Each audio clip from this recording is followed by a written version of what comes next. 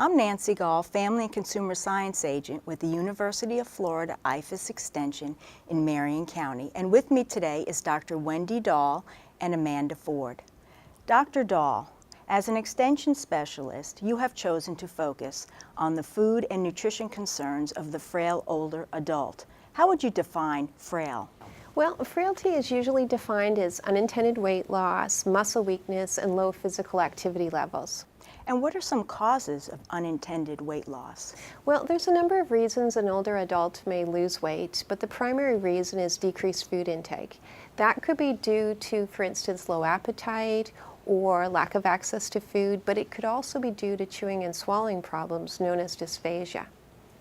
Amanda, I understand you conducted a survey and found this to be a critical need of older adults here in Florida. Yes, we surveyed adult family care homes in Florida and found that the owners, operators of the home reported that they had residents with chewing or swallowing problems, which is also representative of long-term care facilities in Florida. We also found that the owners, operators of the facilities reported a strong need and want for additional information in this topic area. So how do you modify the texture of food for people with swallowing problems so it is safe and nutritious? Well, Nancy, I'm going to show you a few demonstrations. We're going to look at viscosity, we're going to look at cohesiveness, and we're going to look at homogeneous pureed foods. Well, Nancy, I've brought a number of food items that we can use to actually demonstrate some of the textures that we need to think about when we're preparing foods for people with chewing and swallowing problems. This first set I noticed, this first bowl here is rice and has very large pieces, which would definitely be a choking hazard. Yeah, you're right about that. You can see how it falls apart. It's a bit dry, so somebody with a chewing problem would have difficulty forming, a nice swallow with this type of food because it's dry and it falls apart. So we could process this down. We could actually add maybe a sauce and try to get it smooth, but it's a difficult thing to do given it's a starch. It may get a bit sticky, but what we could think about is think about some other food that's already smooth and cohesive. Cohesive meaning that the particles aren't going to fall apart. So I brought you an example here of rice pudding. It's really smooth, it's made with rice, it has really some of the same nutrition in it, but it would be very easy for someone to swallow. Okay, now here we have 4 bowls of all smooth food. What are these representing? Well, when we're making food for people with swallowing disorders, we want to have smooth, homogeneous, cohesive food. Those are the texture principles we're looking for. But one of the other things that we want to ensure is that the food has the right thickness, and we call that viscosity. So, for instance, if a food is too thin, some people with swallowing problems may choke on it. So when we look at a food, like for instance this one is a yogurt drink.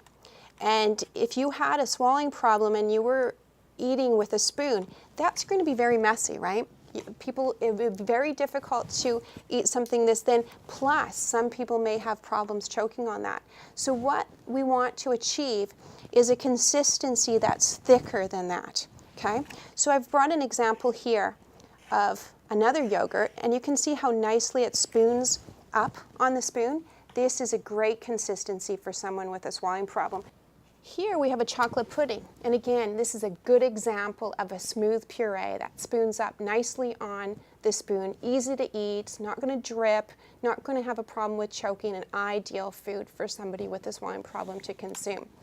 And there's other foods that are in the same consistency, like for instance, this is a pumpkin dessert.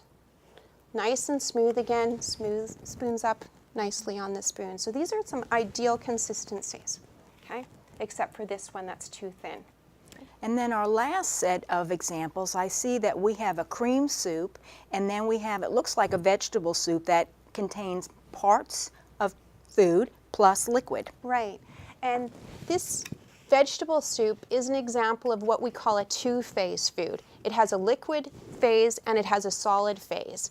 Again, somebody with a swallowing problem might have a lot of difficulty handling this. For instance, if they have had a stroke and they have poor control of their tongue, it's really difficult to try to swallow this liquid portion, then chew up the solid parts and then try to swallow those. That takes a lot of coordination, okay?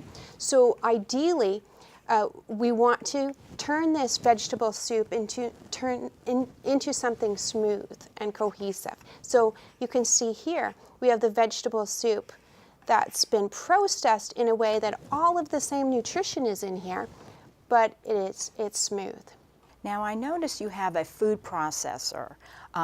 Obviously we can use a food processor for this, but can we also use a blender? Well, some foods a blender is appropriate, but most foods, the food processor is a better piece of equipment to choose.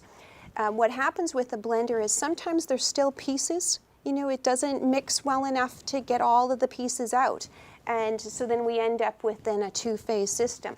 So a small food processor, if you're making 1 to 2 servings, is ideal. If you're making a lot of servings, like at a small facility, you may want a much bigger, more industrial food processor to do it. But food processors are really, really good at getting the pieces, the particle size down to a smooth consistency.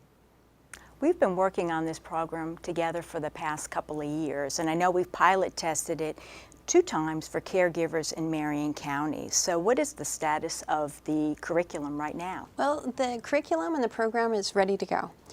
What we've done is we've developed presentations, educational presentations, client handouts, and also workshop activities. Really, that's the most important part of the curriculum, is to learn how to prepare the texture-modified foods, specifically pureed foods. Like, for instance, how to puree up this soup, how to puree a chicken dinner. And the name of the program is Food Modification for Special Needs. And it's not, even though we've talked a lot about frail elderly today, it may also be a program that could be used, for instance, in homeless shelters, for developmentally delayed children. So there's other target populations for the curriculum. Dr. Dahl, thank you so much for an excellent presentation. For more information about this program and others, contact your University of Florida IFAS Extension office in your county.